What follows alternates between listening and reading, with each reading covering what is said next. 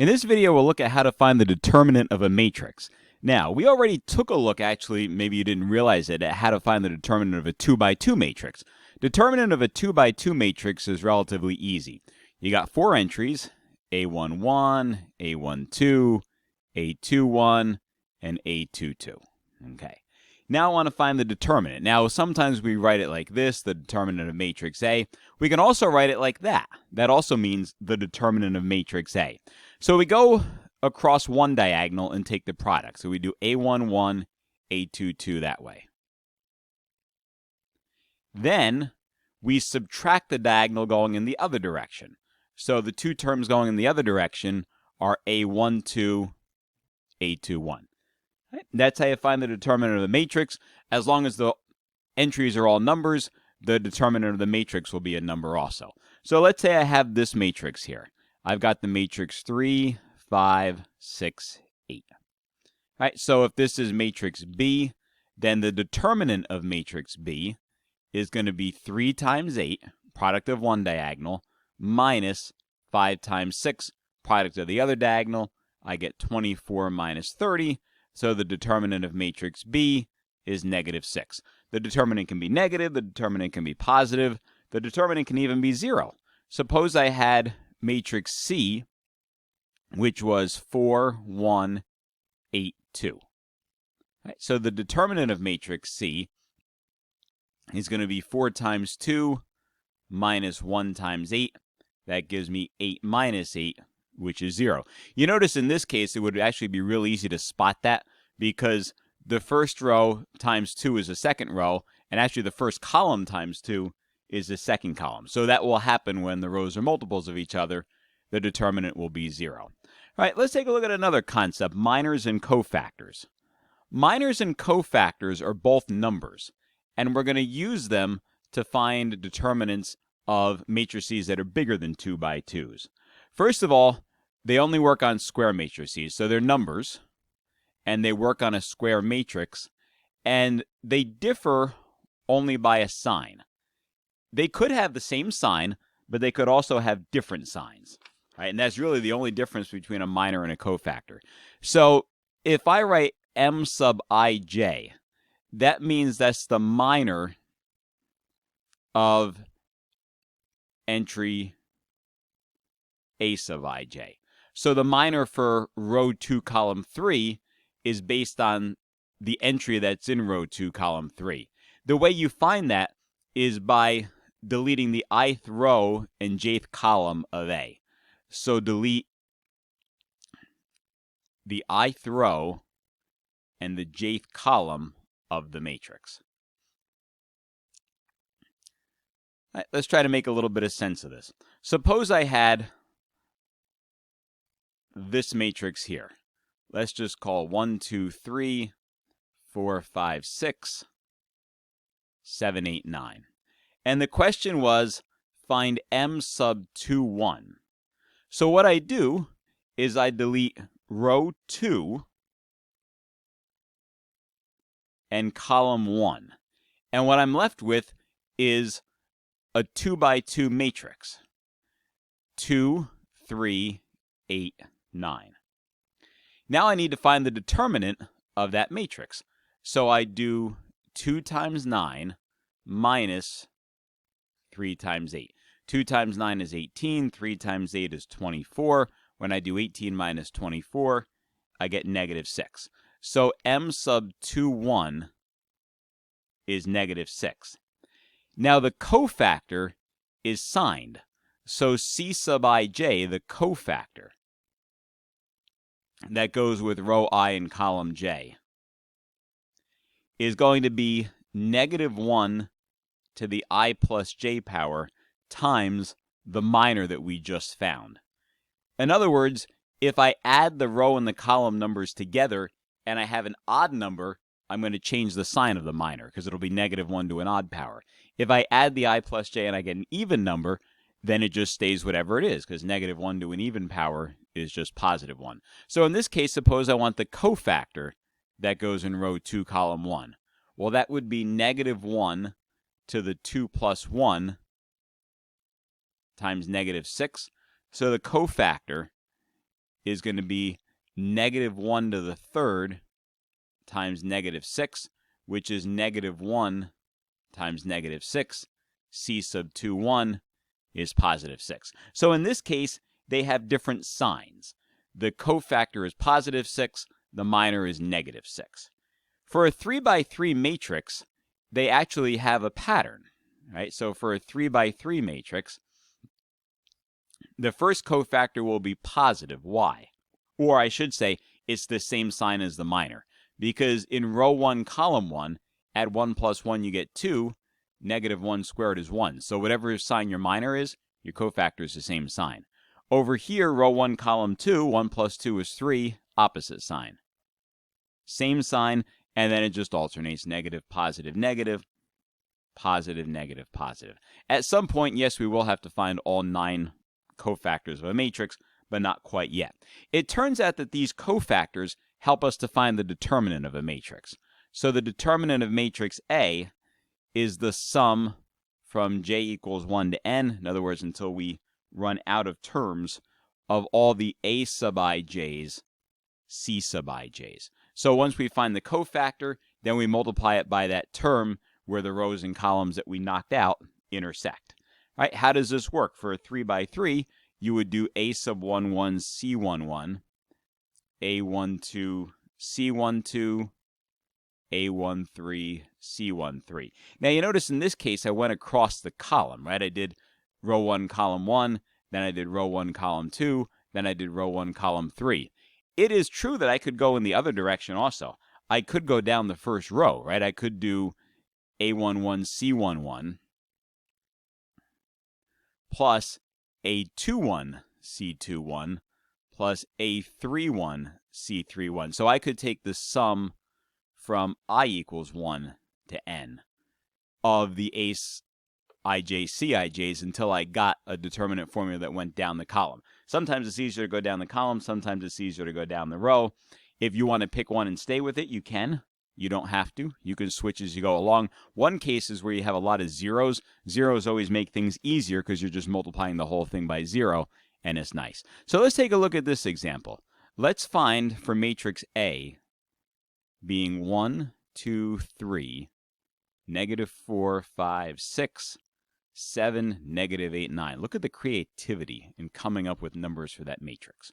So I want to find the determinant of matrix A, which I can also write like this, right? The determinant of matrix A.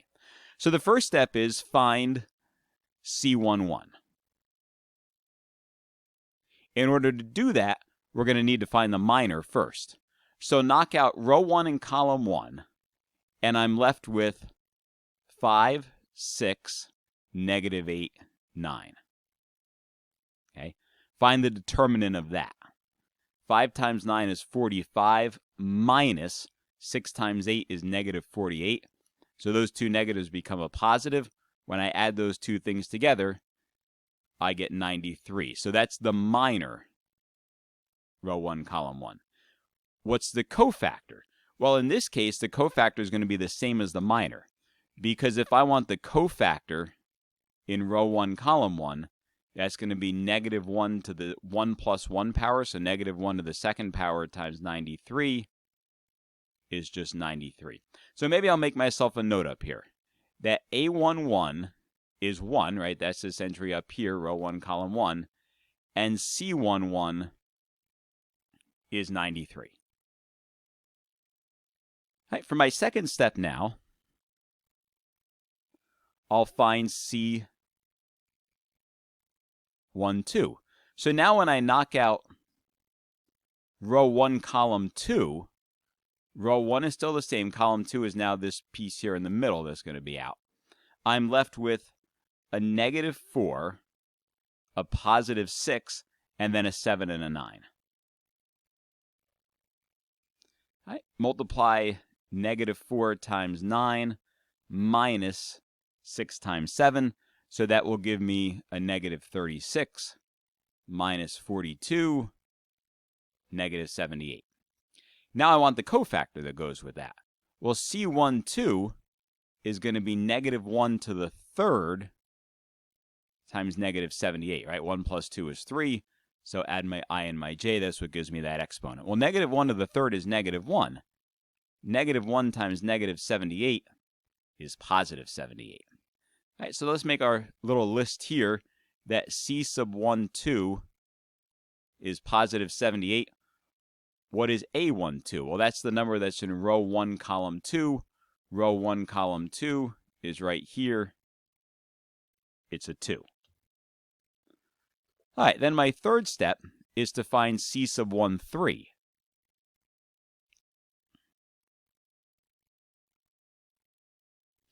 And so now, when I knock out row 1 and column 3, I'm left with the 4 numbers in the bottom left corner. So negative 4, 5, 7, negative 8, right? Just watch your signs as you do this. Negative 4 times negative 8 minus 5 times 7.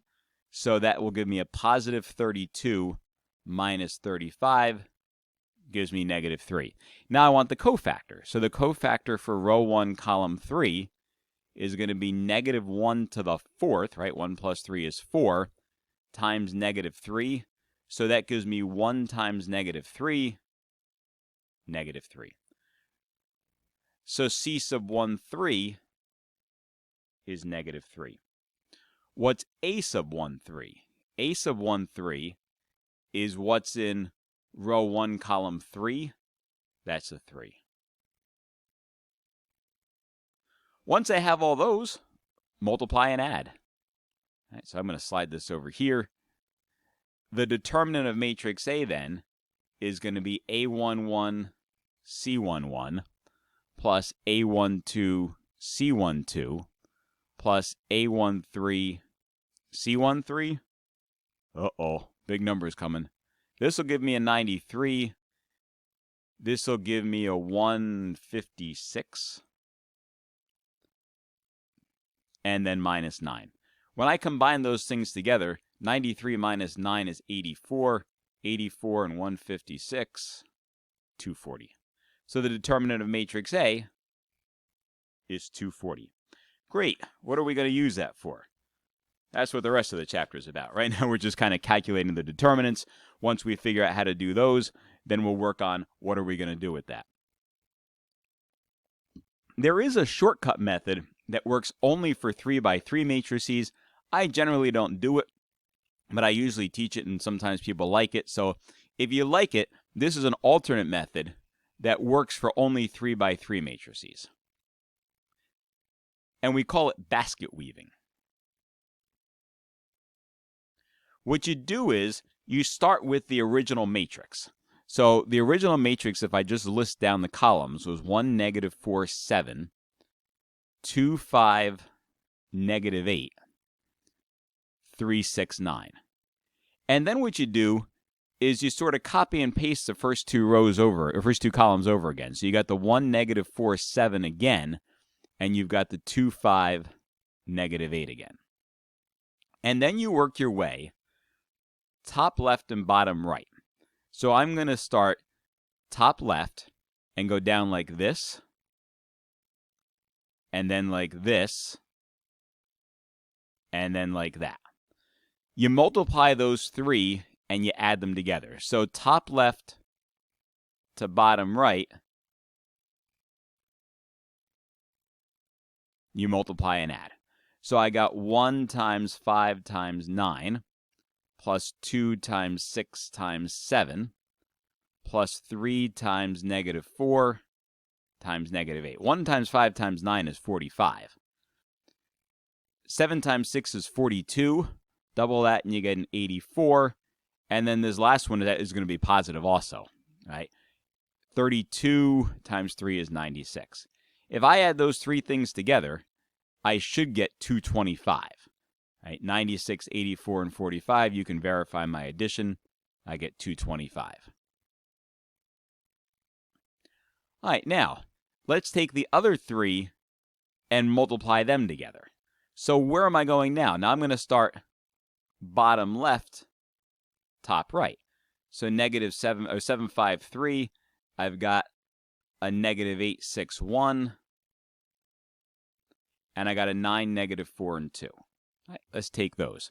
Let's take 7 times 5 times 3 plus a negative 8 times 6 times 1 plus 9 times negative 4 times 2. So 7 times 5 is 35. Multiply that by 3, I got 105. Over here, I get minus 48. Over here, 36 times 2 is 72, so I get a minus 72. Right, when I combine those three things together, 48 and 72 is 120. So if I take 105 minus 120, that actually gives me a negative 15. Now, what do I do with these two numbers is I subtract them. So don't add them, subtract them. 225 minus a negative 15 is 225 plus 15, 240. Notice, same determinant as we got before. Okay, so this is another method for finding 2 by 2 determinants, finding the 3 by 3 determinants. We call it basket weaving. It's a little bit different way of doing it. You got to take the columns, multiply and add, and then subtract the two numbers that you get, and you get the determinant. Now, what happens with matrices bigger than 3 by 3s is they get messy. Because suppose I had a 4 by 4 matrix. And if I had a 4 by 4 matrix, here, let's say 1, 2, 3, 4, 4, 5, 1, negative 7, 3, 5, 8, 2, 9, 7, 6, 1. Okay. Suppose I wanted to find the determinant of that matrix. Well, what would happen is I would start first by knocking out row 1, column 1.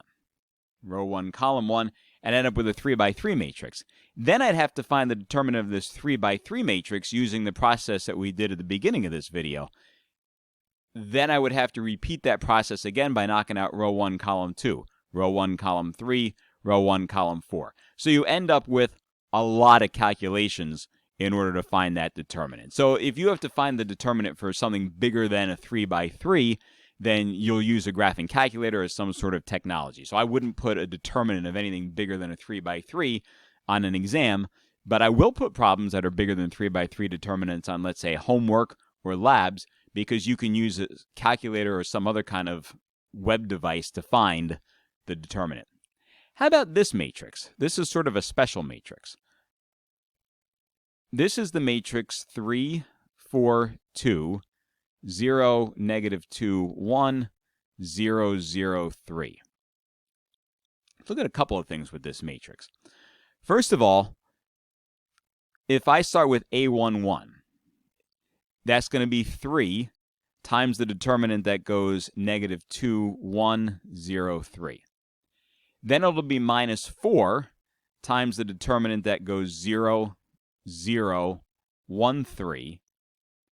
And then it'll be plus 2. So I'm sort of combining steps together. I'm putting my a sub I j's right there at the beginning.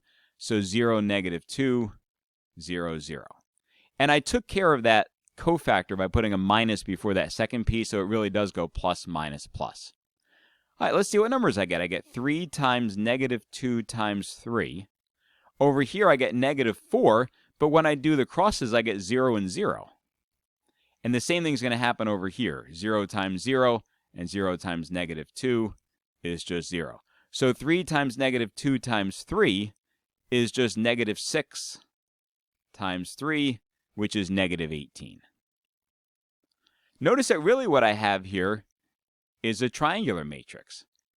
It's an upper triangular matrix because the entries are in the top corner, and then everything on the bottom of that diagonal are all zeros. So it turns out that the diagonal of a triangular matrix is just the product of the diagonals, right? So you can just go down 3, negative 2, 3, and you see why that works, because everything else produces 2 by 2 determinants of 0. This first one over here is the only one that produces something, and when you knock out row 1, column 1, you just get that 2 and that 3. Is it possible to have iterated down the first column? Well, sure. What would happen in that case is you would still get your 3, negative 2, 1, 0, 3, but then you realize that it would be minus 0 times something plus 0 times something. And so it doesn't even matter what those somethings are. You're just going to end up multiplying them by 0 anyway. So sometimes going down the column is easier for figuring out the determinants, because you notice I didn't even have to write out the whole problem. Whatever it is, this doesn't matter, and that doesn't matter because you know you're going to get zeros by those. So if you have a column that's got a bunch of zeros, sometimes we call iterating down that column, finding the determinant down the column, is easier than doing it across the rows. All right, and so that's some basic information on diagonals. Next section, we'll talk a little bit more about determinants.